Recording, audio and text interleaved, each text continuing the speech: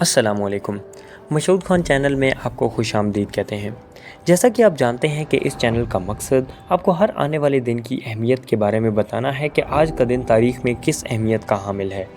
تو آج ہم بات کریں گے 75 سال پہلے 1948 اقوام متحدہ کا فلسطین اجلاس۔ پیرس۔ اقوام متحدہ کی سلامتی کونسل کا ہنگامی اجلاس کل 19 اکتوبر 1948 کو ہوگا۔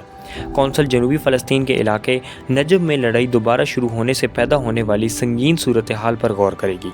اقوام متحدہ کے ثالث کے طور پر کام کرنے والے ڈاکٹر رالف بنچے جنگ بندی کی حالیہ خلاف ورزیوں کے بارے میں کونسل کو رپورٹ دیں گے۔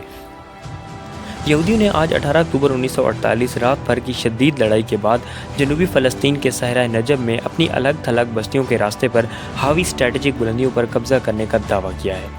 نام نہاد اسرائیلی وزیر اعظم ڈیوڈ بین گوریون، جنہوں نے کل آپریشن دیکھا، نے اپنے فوجیوں کو حکم دیا کہ سڑک میں سوراخ کریں اور اپنے مقصد کے حصول تک ہتھیار نہ رکھیں۔ فلسطین میں جنگ بندی کمیشن نے سلامتی کونسل کو ایک شکایت ٹیلی گراف کی ہے کہ بیت المقدس کے مقدس مقامات تک رسائی برقرار نہیں رکھی گئی ہے۔ عربوں نے غیر ملکی عیسائیوں کو عیسائیوں کی عبادت گاہوں سے روکا اور یہودیوں کو دیوار گریہ کی طرف جانے سے روک دیا، جبکہ یہودیوں نے عیسائیوں کو عرب کے زیر کنٹرول علاقوں میں مقدس مقامات پر جانے سے روک دیا تھا۔ Thanks for watching.